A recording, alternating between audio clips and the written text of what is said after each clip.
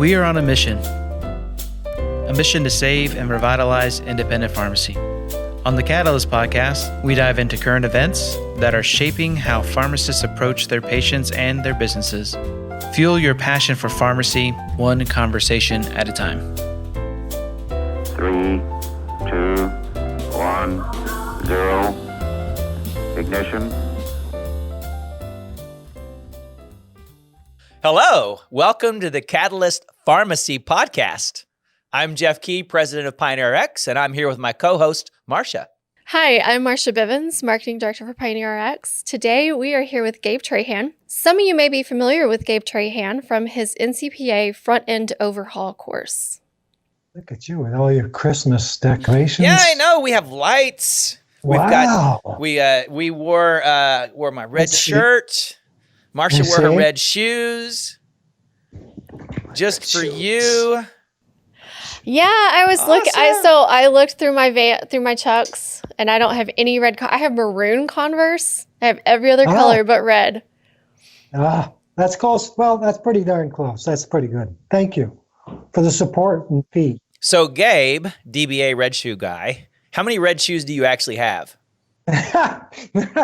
Everybody asks the same question, and they really two, and they're like 25 years old. Wow! But vintage. I've remodeled.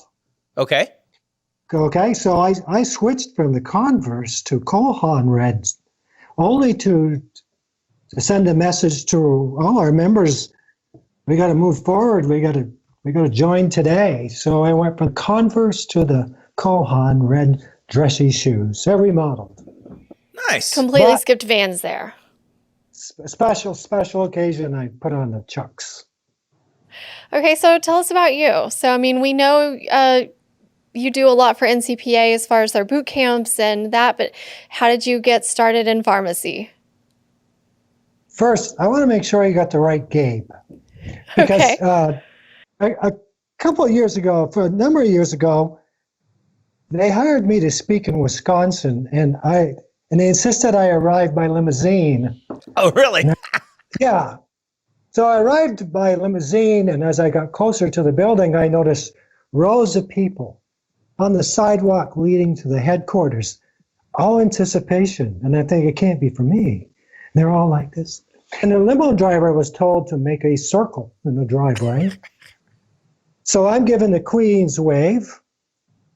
I'm thinking, this is pretty cool. Everybody knows me. And I get out of the car, and there's this collective sigh. And I go, and their backs are to me, and they're walking away. They all thought I was Gabe Kaplan from Welcome Back, Kotter. Oh. Okay. So not everybody old enough to remember Welcome Back, Kotter. Did you ever see Welcome Back, Kotter? Once, a long time ago. But we've got a Gabe, and he's wearing red sneakers, so I'm pretty sure we got the right Gabe. Yeah, you got the right one. How did I get started? I was working in a hardware store at 18 years old and merchandising. And I came out one day at the end of Friday, closing the store with a money bag under my arm, and I was going to go make the deposit. And I look over, and there's a man leaning up against the car. And I said, I'm going to get robbed. I'll just walk away the other direction and go round to the bank, drop the bag in, come back, the guy's still there. And he owned 12 pharmacies. And he says, I really like what you do in this hardware store. Will you work next door in the pharmacy there? And I said, I don't know anything about pharmacies. And he said, we keep a nice store, pretty good with customers. We'd like you to join the team. Okay. Got a little more money, went next door, didn't have to work Sundays and Friday nights. And the next thing I know, there's about a month later, a big argument in the pharmacy. The owner comes up to me and says, you're in charge of the entire store now. You run this pharmacy. And if the pharmacist gives you a hard time, you call me. Okay, like that's going to happen. And it snowballed. I started merchandising and working with people and trying to get them to understand what perceived value was. And then it snowballed to, take care of this store, take care of this store. They got up to 5 stores. But there's a message in my past. Was my first boss in the pharmacy industry was a really nice guy. Of course, it's easy to be a nice guy. And he refused to change. He didn't even want to update computers. He says, listen, we're safe as it comes.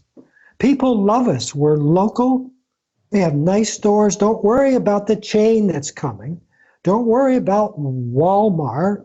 Don't worry about the insurance companies. We're fine.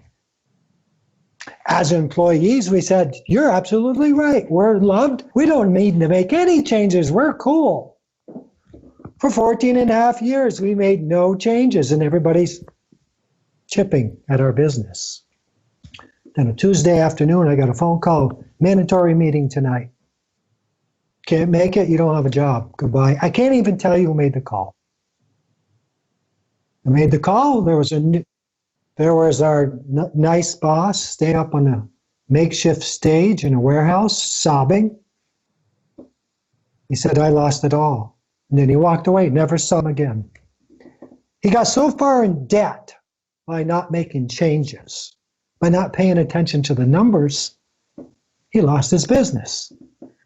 So the new owner steps up and he says, I understand your old boss gave you raises when you didn't earn them. I understand he gave you bonuses when he couldn't afford it. That's all coming to an end right now. We'll change this place. This good man just lost 12 stores, and the only way we can save it, make a lot of changes. So essentially, we were all fired. And then we all had to apply for our jobs. And I was a district manager, and he says, well, I don't need a district manager. I don't really need managers. Well, let's see, hang on. So for 2 months, I worked as clean at a warehouse. And unbeknownst to me, I was competing for the general manager job. See how hard I worked. And I was competing against my boss, who had a lot more education than I did. I said, I'm screwed here. And he called me in the office. He said, we're making a change. You're going to be the new general manager. Your old boss is going to work for you. And I'm cutting your pay by $100 a week. I'm Okay. sorry, is this a promotion? Yeah. I know that part. And but he had a plan. He had a plan, and he was going to change things, and it was exciting. But the message was, I was young enough, and our employees, the people I worked with, backed up the old owner. We don't need to make changes. Look what it did. It cost 150 people jobs. And then when this guy that we didn't like came in, made these horrible changes, no jeans, can't use the back door to go in and out of the building, all kinds of silly things we thought made good sense. So we went from 12 stores to 22 stores. And in 2 weeks, we closed 8 stores. So tackling staff, what would be kind of your top 3 recommendations for getting staff to change? Get rid of the word change. Okay.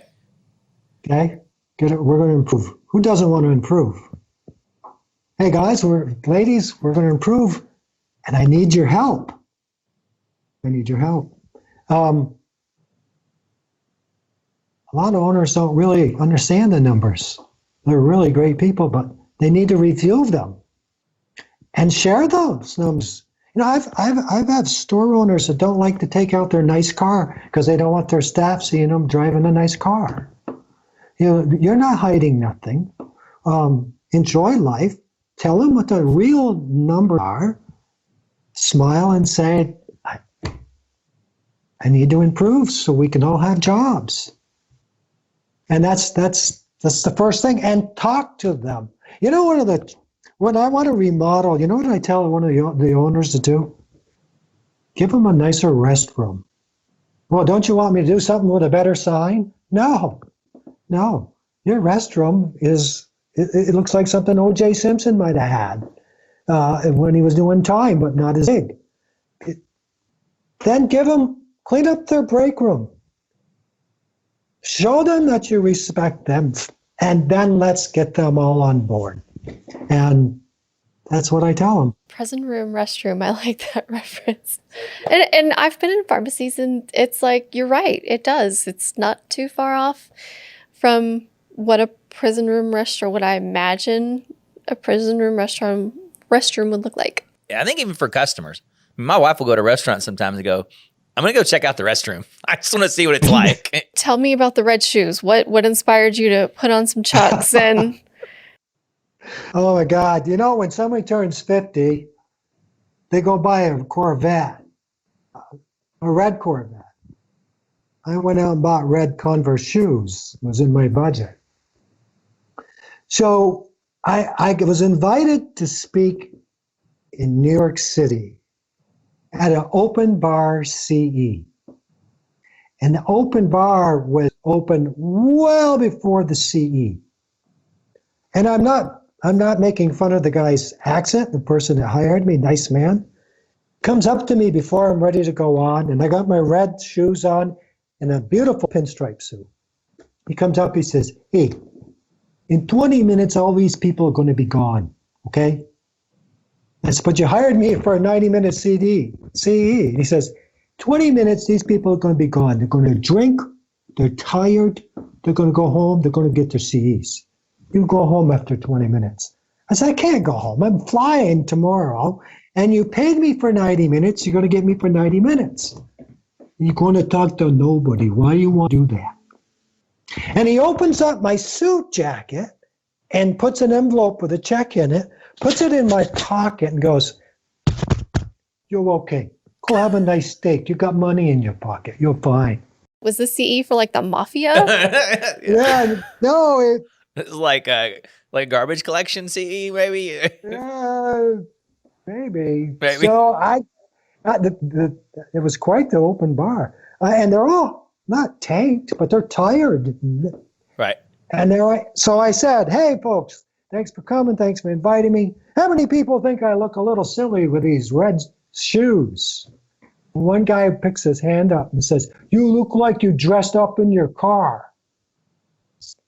Okay, this isn't going to be good.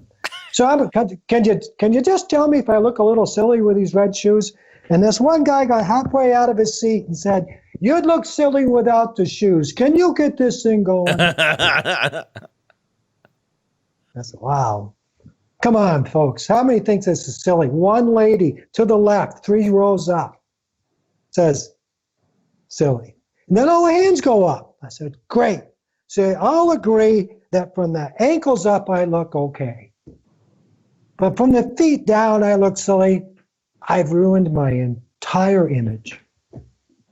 So for the next 90 minutes, if you don't mind, let's talk about your stores and see where the red shoes are in your store. Something you don't think it's a big deal, something you're comfortable with, like my shoes, but it's ruining your image. Maybe it's just a dirty door. Maybe it's 2 lights out in the ceiling. Maybe you got duct tape on the carpet. Maybe you got somebody who's having a bad day running the register every day. Those are your red sneakers, something you're comfortable with. But it's ruining your image. So let's talk about that. 90 minutes later, all but 4 had left. 4 people had left, and the rest were there. So I said, I think I'm on to something. Did the guy leave who gave you the check? Yeah, absolutely. He had to. You know, He did his part. He came back, he says, well, it's a history here. He said, but you know what? I wanted to go home. I wanted to go. But and then question and answers after just went on, and he just like, why couldn't you just stink so we could all go home?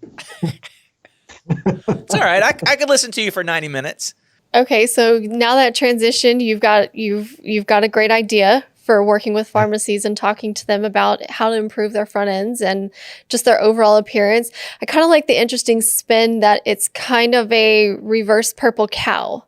So purple cow is, how do we make you look better than the other pharmacies? And your red shoes are, how do we get the red shoes out of your pharmacy?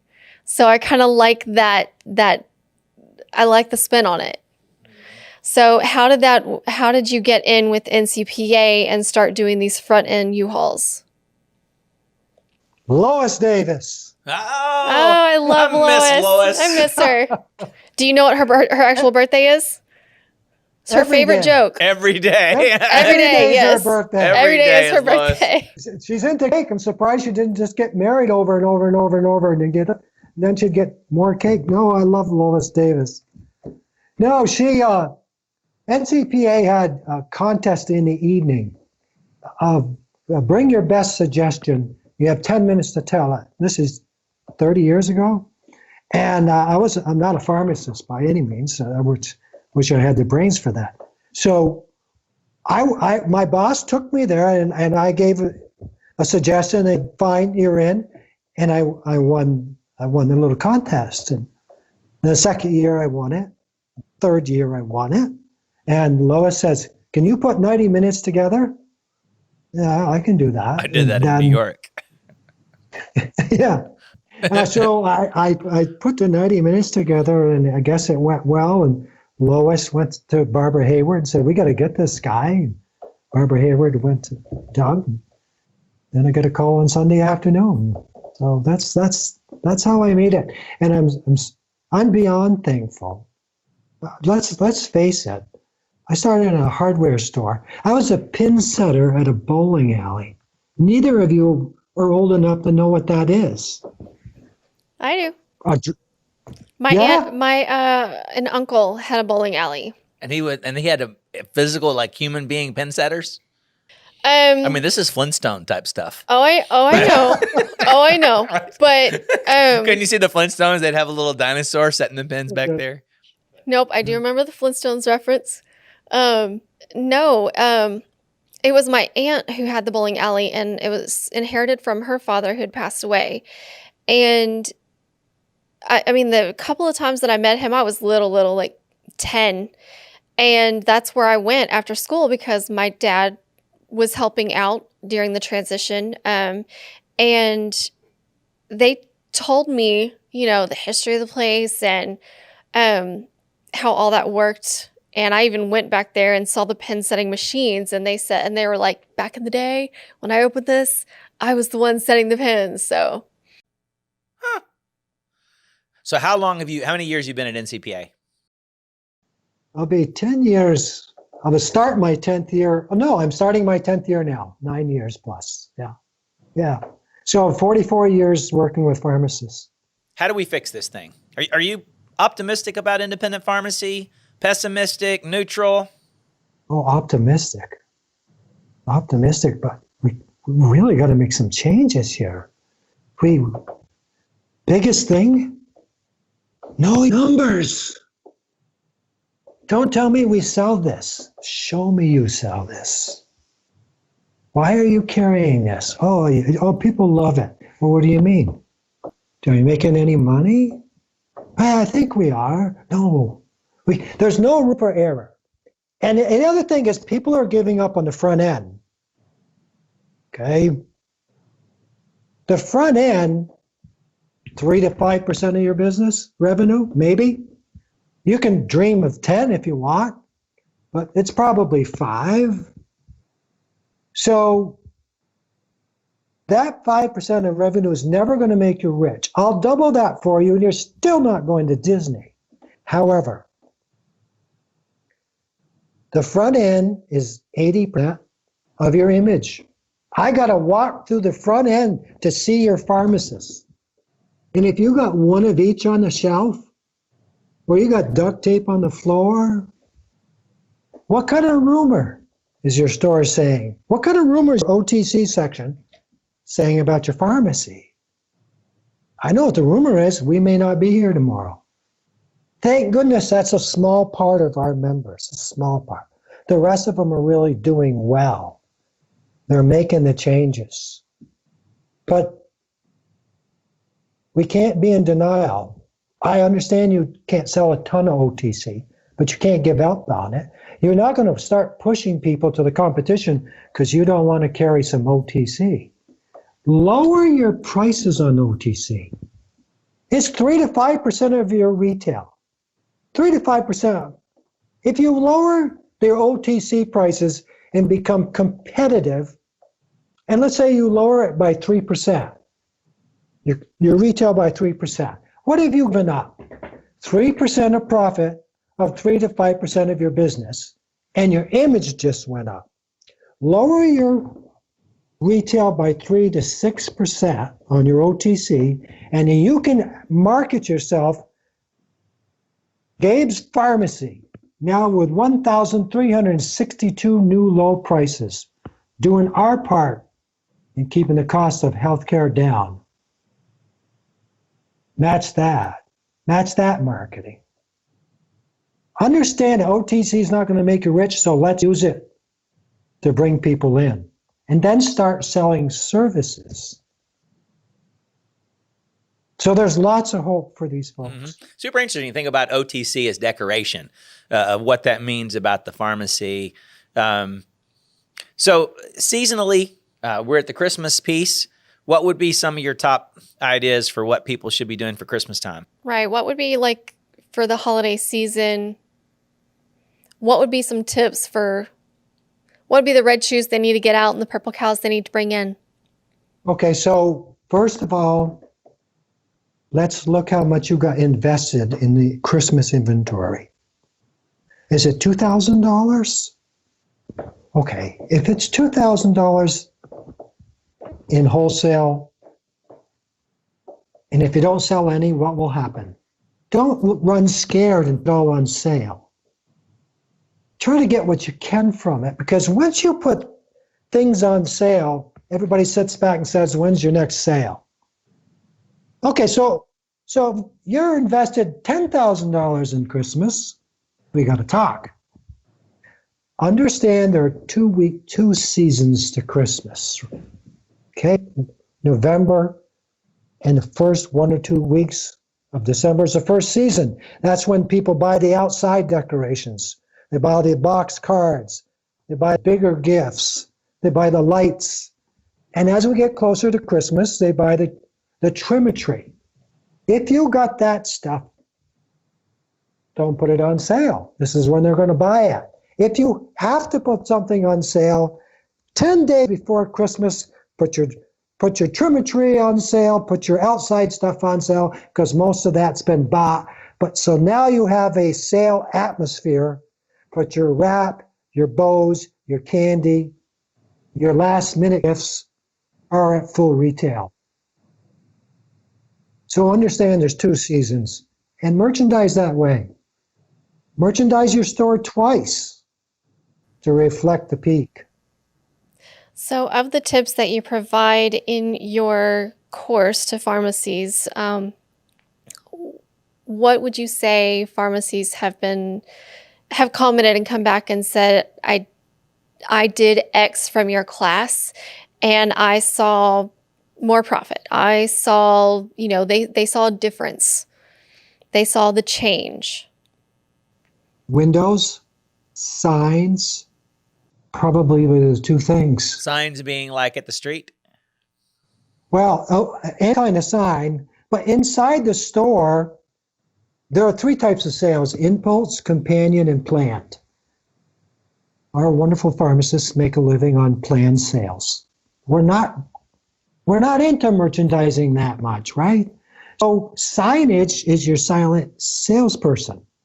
So promote things with signage because they don't have a bad day. And if you're creative, they're going to get you those extra sales.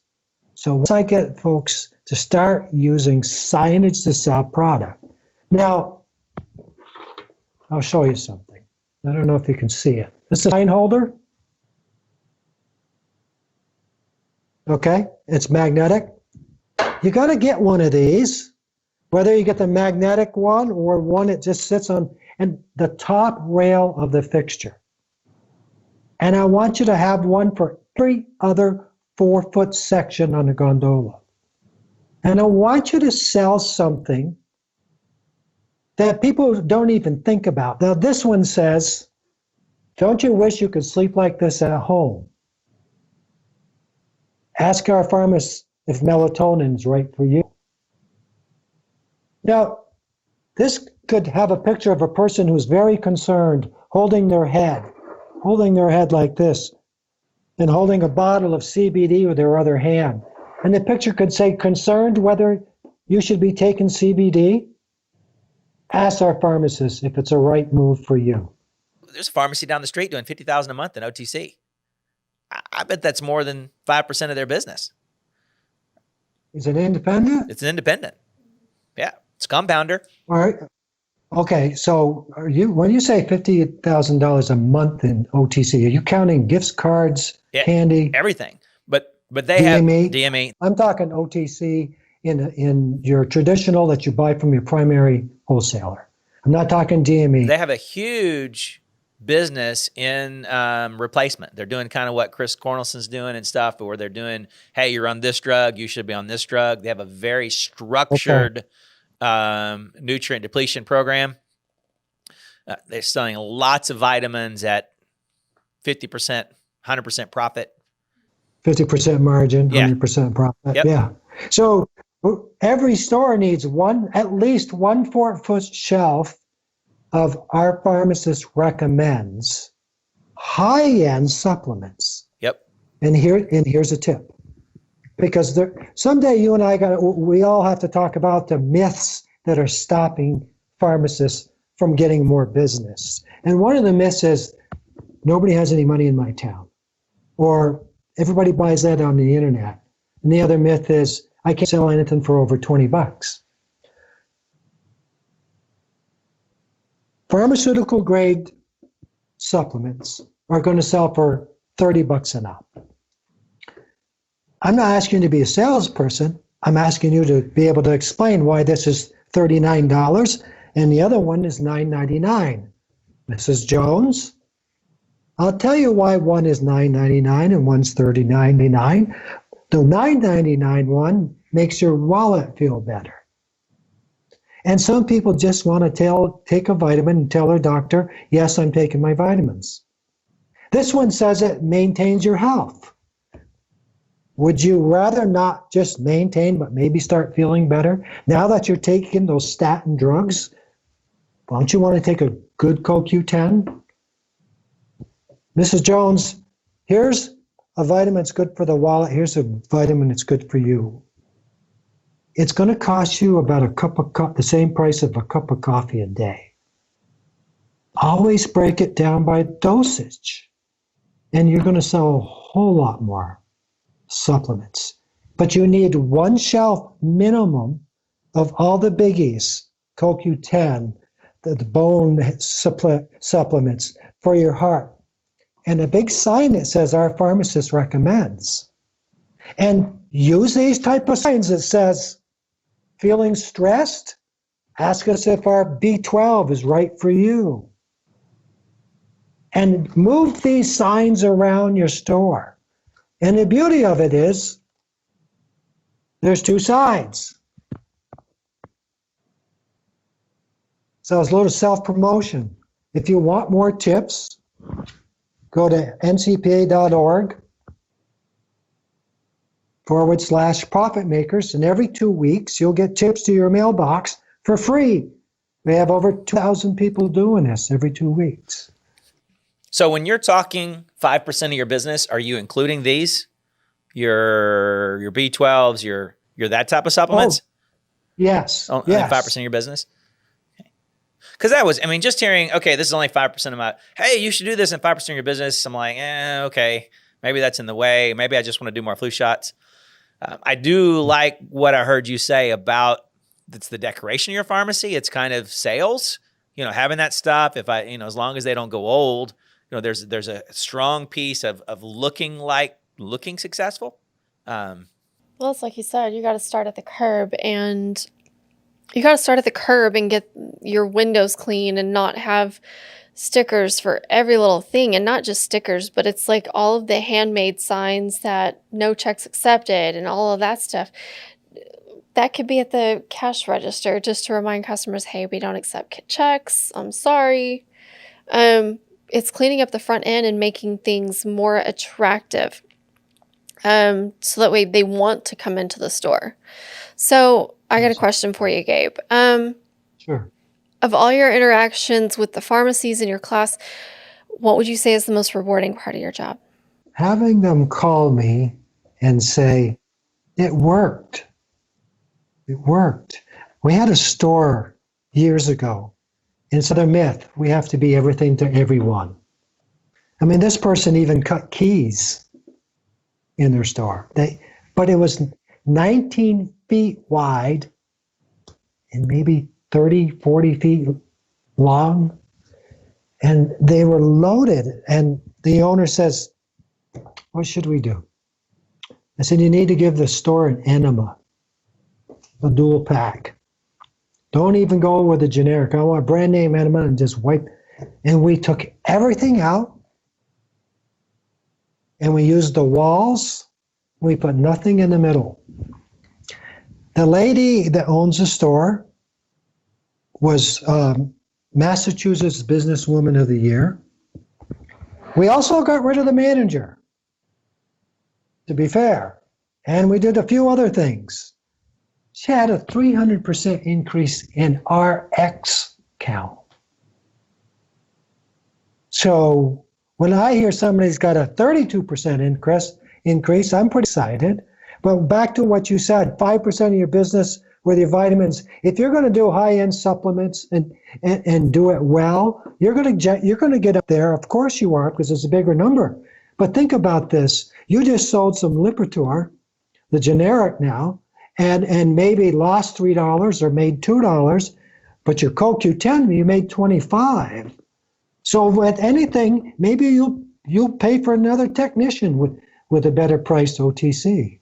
Yeah, I think that's something that, and we might even could do for our Pioneer customers, is try to get some ideas from some signs. And a lot of times what we'll do is we'll give them a template. We'll give them a PDF. Here's some PDFs you can print yourself and kind of guide them along.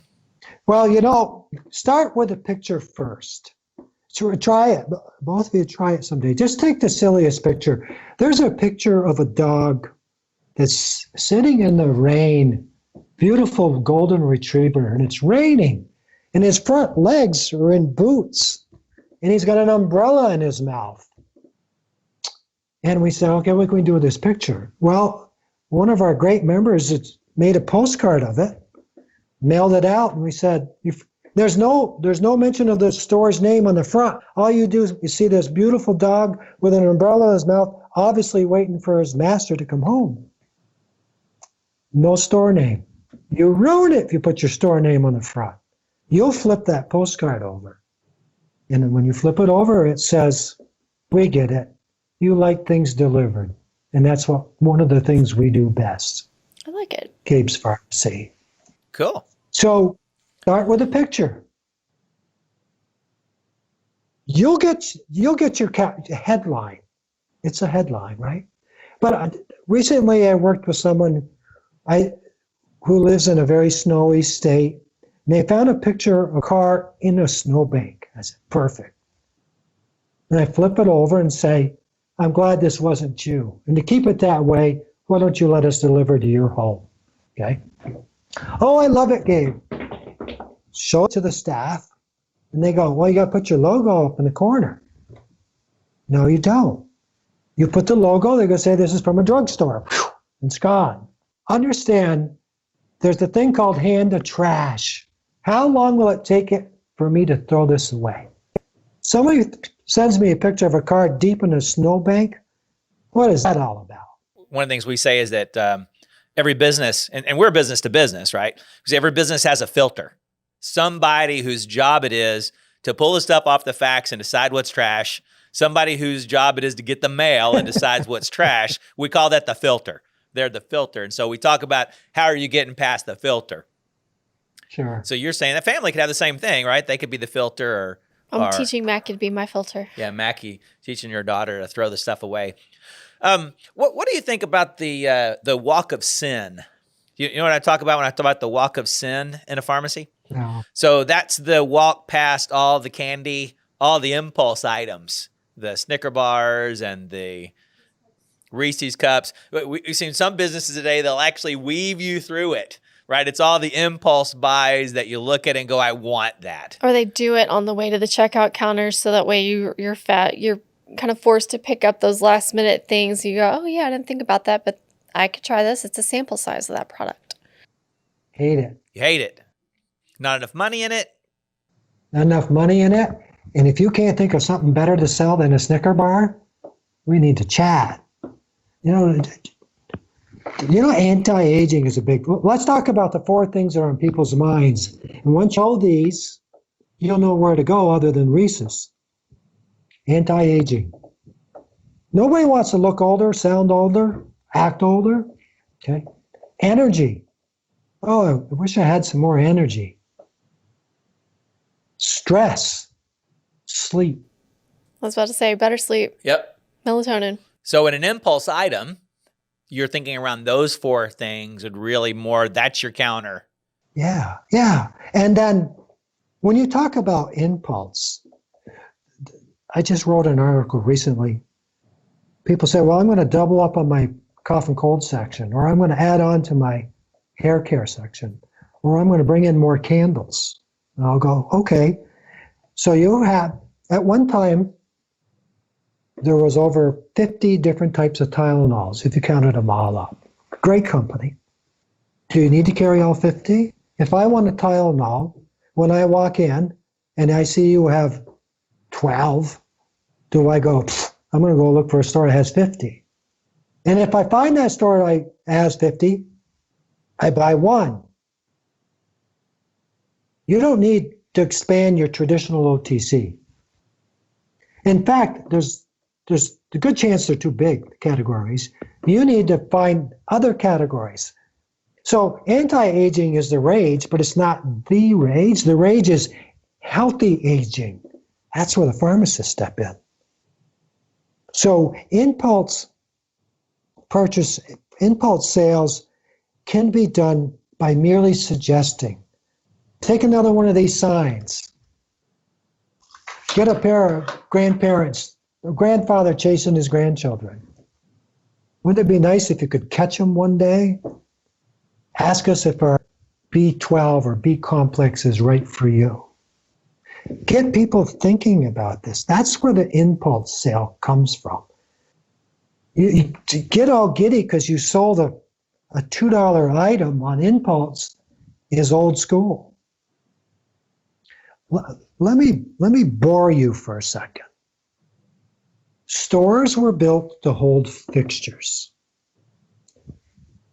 You get your size of your store, you go to a fixture company, this is where I want my pharmacy, they put it in, and then they load it up with fixtures. That's what you want. They even give you 3-foot aisles. And then you go, what am I going to do with the rest of it? The pharmacy's awesome. Well, you call your wholesaler up. They're great people. What do you want? Let's fill this up with OTC. Then you end up with 12 feet of a digestive and 8 feet of deodorant, things you don't need, right? Then you go, what do I do with the rest of this? Well, maybe you should get into the gift business or start selling groceries or bring in more cards. Stores were built to hold fixtures, not people. That has to change. Everybody's looking for privacy, for personal space. So I'm begging everybody, remodel your stores. Change the old system. I'm still seeing stores being drawn with 3-foot aisles. I'm still seeing stores drawn where waiting areas on their end of an end cap. I'm still seeing stores drawn with no vaccine room or consulting room. Today, you've got to design your own store to realize your store is to hold people and hold them comfortably. Your aisles should be 5 foot wide. And your categories should be at the minimum size and go from there. Do you know Stacy Welling? Oh, sure. We had her on here a couple of weeks ago. I know Jack Dunn does. Jack Dunn introduced me to that line. Yeah. See, that just makes sense. It makes more sense than bringing in more Pepto-Bismol. I saw in a store 26 SKUs of Pepto-Bismol. He'd have 27 if it came keg. Does he expect a run on it? So let's not expand these SKUs. Let's expand health-related categories. All right. So we have these things that pharmacies need to do, right? Some of them that we probably should help do more for them. I mean, the goal is to help them be successful. I mean, that's the end. If we don't have them be successful, they don't exist here in 5 or 10 years, or at least some of them don't. How do we get to how do we as a software vendor, right? How do we help them do better on the OTC side? How do we help them succeed?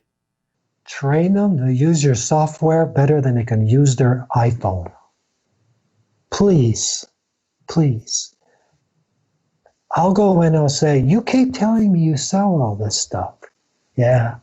Oh, I got a great POS system. Good. Run off some reports. I'm not sure how that works. And that's not once in a while. That's a lot. Oh, I know. That's a lot. And we offer those opportunities. It's just how do you get them to open up and see that they've got to learn in order to survive. Yeah, how do you inspire? The first piece is inspiring that, or doing it for them. One of the ways we've been successful if you look at CPSN and care plans in the United States, the number of care plans being submitted by Pioneer, they almost need to put us on a different graph, because the number of care plans submitted in the United States is like this for Pioneer, and the next closest guy is like this. And the reason that is best described by a story. So Troy and his group went to a pharmacy and said, you're doing an amazing job of submitting care plans and doing your care plans. They look amazing. What are you doing? And their answer was, we didn't know we were submitting care plans. They were doing their normal job of documenting MedSync and documenting stuff with their patients, and the system was putting that together in a good care plan. So they were doing good pharmacy. They were documenting what they were doing, but they didn't even know they were submitting care plans. So how do we take that to the front end because if I have a big class on here's how to do your point of sale reports, 50 people show up maybe out of 45,000. So we have to figure out, how do we take some of your ideas and things and how do we make them almost fall into that accidentally? And how can we throw that information in front of their face? How can we, go ahead. Ask for a champion in every store. No volunteers. I don't want to volunteer. I want someone who's champion who's excited about this. And you'll find one. Maybe not in every store, but I've learned a lesson. I'll give little pep talks, and I don't mean to minimize them, to employees for 44 years, and I'm thinking, I'm not getting anywhere and asking for volunteers. So I was with my good friend Boyd in Ennis, and he's got multiple stores, and I said, your store doesn't have a hero or a champion. They just do their job. They're great people. But if you want to sell more pharmaceutical grade vitamins, you need a champion. You need someone to own this. I own a POS system. I'm going to be the champion. And it takes the burden off the pharmacist or the owner. And that's, to me, raise your hand if you want to be a champion. The rest of you had to leave. Thank you. I got my people in front of me. Yeah, it's super interesting. So one of the things that I think about our support center, we keep up with who's the PIC, who's the decision maker, Who's the owner? who's the owner. Wow, imagine if we added a front-end champion, right? RX champion. Imagine when the pharmacy techs are calling with, and we do preventive calls. We call them even they're not calling us and said, hey, this month, one thing we want to get up is who's your front-end champion, right? Who do we need to talk to and send stuff to that's related to the front end? That may not be the owner of the PIC. If we send a webinar and say, hey, owner, there's a webinar on front-end deal stuff, it may just, oh, yeah, okay. But if we had that champion, so that's a cool. You earned your time, earned your money today. Phew, I was worried. Yeah. So have a meeting, have a town hall meeting with all your champions, whether it's virtual, and let them go at it. The networking will be crazy good. And when you get a bunch of champions in one room, it's magic as far as what they're going to talk about. And you're going to go, holy moly. And once you call somebody a champion, it's like putting somebody on a committee. You ever been put on a committee? My old boss, when we thought we were losing a customer, we used to put him on a committee. And then the person would stay. Oh, they need me. When my job was to get people to switch wholesalers, I'd get that person to make the switch, and just before I get a phone call, oh, Gabe, I can switch. Such and such wholesaler called me. They want me to be on a committee, and gosh, they need me. So I can't switch. So I'm not asking you to fool these champions, but once you're the champion, let them be the champion. Have a meeting just for them, and build their cape. Well, Gabe, I think that's time. We sure appreciate your time today. And, I have to be honest, I haven't been to one of your classes, and I think I need to change that. I think I would enjoy listening to you for 90 minutes, open bar or not. Oh, wow. That's a big compliment. So if somebody wanted to learn more about insight from you, what would they do? They really should get on our Profit Makers, which is every 2 weeks, free, 5 to 6 great tips. It's free. Write to me. Go through all the one-page tips I've written. There's a lot of resources out there.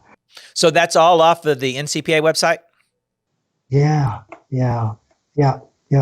And just before we sign off, when I talked about your champions, and I don't need to preach, I'm sorry, but when I find champions, I put them in the same room, I make a Bible. And the Bible is all the great stuff they say. And then when that champion says, I'm going to work for somebody else, or it's time for me to retire, I have my Bible and I give him my new champion. So they're not starting from dirt. So thank you for your time. No, it's wonderful. I told them when I had said, hey, we should get the red shoe guy. I always see you kind of in a blur. I may get a hi, Gabe, a little buzzing around everywhere, getting stuff done, things on your agenda. So it was a pleasure for me just to sit down and get to know you a little bit better. Huge respect for everything you do for pharmacy and the big difference you've made for everybody, and appreciate that and look forward to you doing more. Yeah. You're very kind. All right. Well, thanks again. Thank you so much, Gabe. Take care and happy holidays. Yeah, Happy same to you. holidays, you too. Thank you for listening to this Catalyst podcast. If you enjoyed this episode, please consider liking, subscribing, and/or following us. Give us a 5-star rating on Apple Podcasts to help us reach more amazing pharmacy people like you. Follow PioneerRx on your preferred social media platform for the latest up-to-date pharmacy news and content.